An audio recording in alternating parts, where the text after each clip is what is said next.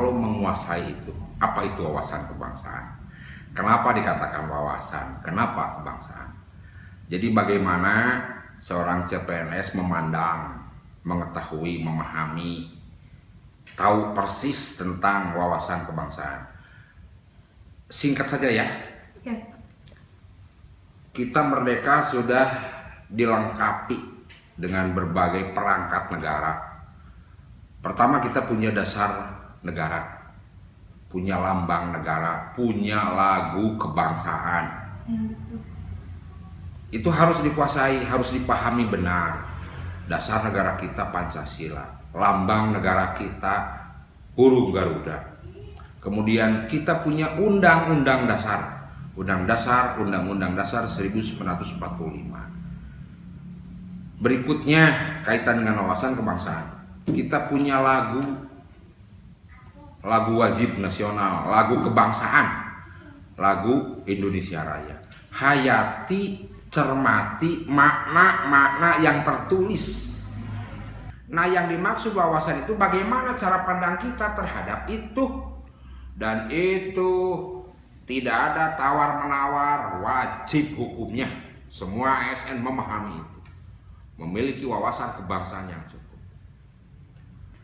Bela negara itu merupakan kewajiban bagi seluruh warga negara.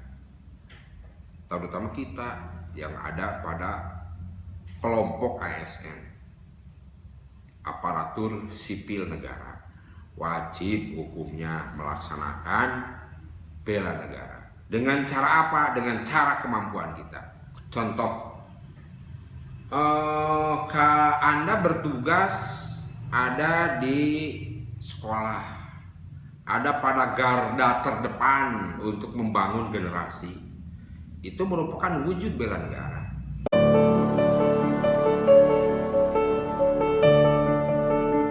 Di Kota Tasikmalaya, Iya. di Kota Tasikmalaya. Ini kan Kota Tasik sudah pada tahu bahwa Kota Tasik itu adalah kota yang religius, Islami, bahkan sudah pada tahu bahwa Kota Tasik itu kota santri, kota seribu santri. Makanya cara kita untuk menjaga daripada kemuliaan ataupun marwah daripada Kota Tasikmalaya, maka harus kita jaga dengan cara yaitu memperkokoh persatuan-kesatuan kita sehingga mewujudkan negara itu yang rahmatan lil alamin, kota kita yang rahmatan lil alamin. Baldatun thayyibatun wa rabbun ghafur. Bukan negara saja tapi kampung kita, kota kita, daerah kita gitu. Dan untuk menjaga daripada marwah Kota Tasik itu dengan cara menjalankan sesuai daripada perintah Allah Subhanahu wa taala dan Rasul gitu. Sebenarnya kalau masyarakat Kota Tasikmalaya ini secara mendasar gitu ya, semuanya itu memiliki wawasan kebangsaan. Minimalnya mereka mengetahui tentang bagaimana latar belakang sejarah kemerdekaan bangsa Indonesia. Bagaimana Indonesia pernah dijajah oleh Jepang, Belanda, Portugis dan lain sebagainya. Lalu kemudian pasca kemerdekaan negara Indonesia itu mengalami fase apa saja. Meskipun kalau semuanya dipukul rata saat ini, tidak mesti semua masyarakat itu memiliki pemahaman yang seragam terkait wawasan kebangsaan itu sendiri. Nah, kondisi saat ini sebenarnya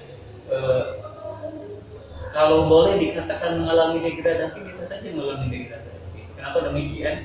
Karena tantangan khususnya untuk anak muda saat ini, semakin banyaknya teknologi informasi, semakin terbukanya arus interaksi sosial tanpa batas karena dukungan teknologi itu sendiri, ini menjadi tantangan tersendiri bagi kaum muda saat ini. Kenapa demikian?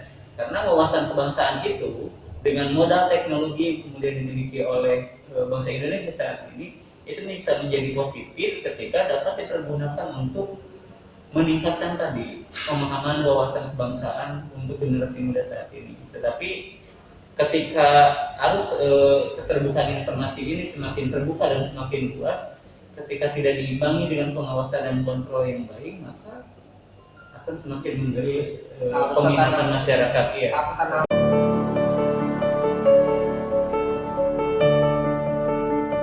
Tentunya untuk itu banyak semacam tadi yang dikatakan isu-isu paham radikalisme itu ini ya.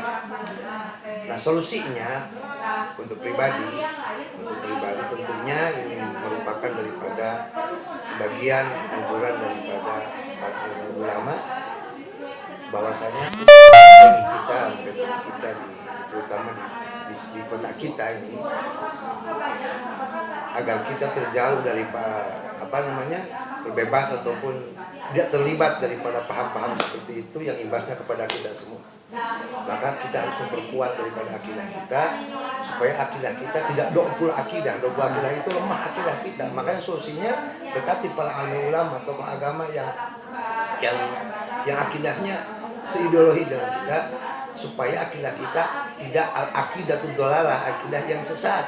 Makanya kalau akidah kita disesatkan, makanya kita bisa merusak tatanan negara kita. Bukan hubuwatun minal iman, cinta tanah air sebagian daripada iman, tetapi kita malah merusak daripada negara kita itu. Makanya al-ukhuwatun naqisoh itu kata Rasul, ukhuwah yang kurang itu bisa menimbulkan daripada perpecahan. Perpecahan apa? Satu perpecahan di antara keluarga, di antara teman, terutama dalam negara. Makanya kita harus perkuat ukhuwah Islamiyah, perkuat akidah Islamiyah supaya kita semua tidak dokul akidah, lemah akidah, dan menjadi negara kita yang rahmatan lil alamin, dirahmati oleh Allah Subhanahu wa taala. Kemudian negara kita baldatun thayyibatun wa rabbul ghafur, kampung kita, desa kita, terutama negara kita, dan tentunya kita dicap oleh Allah menjadi pribadi yang baik yang senantiasa menjaga, membela daripada tatanan negara dan agama, dibingkai dengan Bhinneka Tunggal Ika, sehingga oleh Allah dicap sebagai negara rahmatan lil alamin. Itu yang berkembang hari ini, yang terjadi di masyarakat yang merugikan dunia pendidikan, itu isu masalah lemahnya bangsa kita tentang penguasaan teknologi. Berita-berita hoak itu terjadi yang dapat banyak mengganggu stabilitas berpikir kalian. Untuk itu, ini harus diantisipasi benar. Tadi juga sudah dikatakan guru yang kreatif dan inovatif itu kunci pemecahan masalah. Jadi di masyarakat kita, satu, teknologi sudah oke. Kebanyakan guru sudah memegang Android. Tapi manakala kita cek saja berapa aplikasi yang kita download, aplikasi model apa, kebanyakan paling ibu-ibu aplikasinya belanja online. Terus nanti TikTok. Nah itu bukan berarti TikTok tidak ada manfaat, tapi masih banyak aplikasi lain yang jauh lebih bermanfaat, yang menunjang terhadap profesi guru.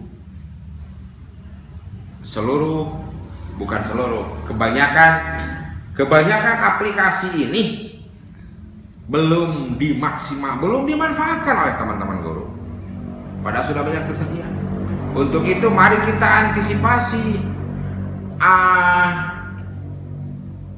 hal-hal yang mungkin esok lusa terjadi. Contoh, akibat pemahaman kita terhadap penggunaan teknologi hanya setengah-setengah, menimbulkan contoh kita ikut-ikutan nyebarkan berita yang belum tentu kebenaran. Untuk itu hati-hati ketika kita dalam grup atau ada yang japri, dipahami dulu, dibaca dulu itu berita yang masuk, disaring. Yang berkembang sekarang mengenai ancaman terkait wawasan kebangsaan itu tadi budaya keterbukaan informasi dan budaya luar yang kemudian bisa menggerus identitas nasionalisme anak bangsa. Karena apa? Sebenarnya meskipun informasi itu terbuka dan ruang publik itu semakin luas cakupannya, itu akan menjadi positif ketika nilai-nilai ideal sebagai landasan dasar pemahaman dari wawasan kebangsaan itu sudah dimiliki oleh setiap warga negara. Jadi ketika manapun dia pergi, dimanapun dia berada, ketika wawasan kebangsaan itu sudah melekat di setiap individu masyarakat Indonesia, maka dia akan memiliki identitas sebagai warga negara Indonesia dengan luasnya keterbukaan informasi dan luasnya interaksi sosial yang mereka miliki gitu ya, dalam proses itu. Nah kemudian dari bela negara, apa yang kemudian hari ini menjadi tantangan? Nah tantangan itu tidak lepas dari tadi, gitu ya. Tantangan yang kemudian hari ini dihadapi. Karena apa? Informasi budaya luar yang kemudian kurang sesuai dengan identitas yang dimiliki oleh bangsa Indonesia, itu akan semakin mengerus. Jadi anak muda khususnya hari ini banyak mereka itu yang semakin terlena dengan hal-hal yang sebenarnya hanya berputar pada proses hobi saja, hobi, bukan proses yang kemudian bisa mengembangkan dan mengaktualisasikan diri mereka. Meskipun sebenarnya tidak dapat dipukul rata gitu ya. Misal gini, hobi bersepeda gitu ya. Itu sebenarnya ketika hanya hobi saja gitu ya. Hobi nongkrong-nongkrong doang itu kan tidak ada nilainya gitu ya, tidak ada nilainya. Tapi ketika hobi bersepeda itu diaktualisasikan menjadi sebuah hal yang kemudian memiliki prestasi dan nilai, menjadi atlet bersepeda misalnya, itu bisa menjadi peluang yang lebih untuk meningkatkan partisipasi masyarakat gitu ya, khususnya anak muda sebagai perjuangan dalam melakukan bela negara itu sendiri, termasuk aspek yang lain. Solusinya itu memperkuat nilai-nilai bela negara. Betul, solusinya itu memperkuat wawasannya, kemudian aksi bela negara itu diaktualisasikan dengan peminatan yang kemudian mereka inginkan. Jadi peran keluarga, peran orang tua, guru gitu ya, dalam proses-proses tersebut itu harus benar-benar hadir gitu. Sehingga kalangan anak muda saat ini selain mereka memang minat gitu ya, minat dengan aspek-aspek tersebut, dengan proses-proses tersebut, dan mereka juga dikawal dan diarahkan sehingga realisasi harapan tadi wawasan bela negara itu tercapai secara implementasi.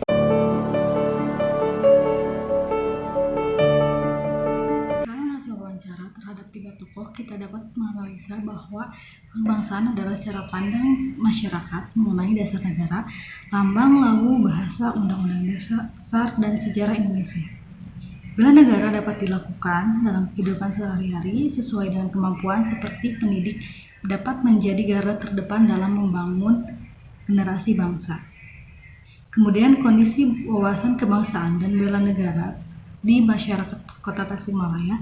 Dalam sudut pandang agama, masyarakat Tasikmalaya sudah mengetahui bahwa Kota Tasikmalaya merupakan kota religius, di mana masyarakat perlu untuk memperkuat persatuan dan kesatuan serta memperkuat ukhuwah untuk menjaga hal tersebut. Dalam segi sosial, terdapat degradasi yang dialami di kalangan masyarakat karena adanya keterbukaan informasi yang luas. Keterbukaan informasi ini dapat menjadi positif jika diimbangi dengan rasa kewawasan kebangsaan yang kuat, namun dapat menjadi hal yang negatif jika tidak diimbangi dengan hal tersebut. Kemudian, isu yang muncul pada segi agama dalam munculnya radikalisme.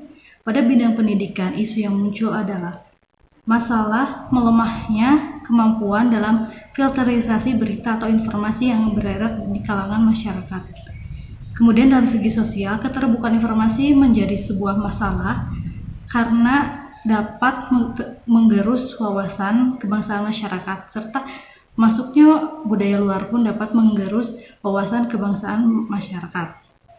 Kemudian, solusi yang dapat dilakukan dalam permasalahan-permasalahan tersebut adalah dengan memperkuat wawasan kebangsaan dan bela negara, kemudian memperkuat ukhuwah dan memperkuat akidah. Sehingga dapat kita simpulkan bahwa wawasan kebangsaan dan bela negara adalah hal yang wajib dimiliki oleh seluruh masyarakat Indonesia. Selain itu, kita dianjurkan untuk mengimplementasikan nilai-nilai bela negara dalam kehidupan kita sehari-hari sesuai dengan kemampuan dan bidang pekerjaan masing-masing. Isu-isu yang dapat menggerus wawasan kebangsaan serta nilai-nilai bela negara harus kita hindari dengan cara memperkuat wawasan kita terhadap kebangsaan dan juga memperkuat implementasi kita terhadap nilai-nilai bela negara serta memperkuat ukhuwah dan memperkuat akidah.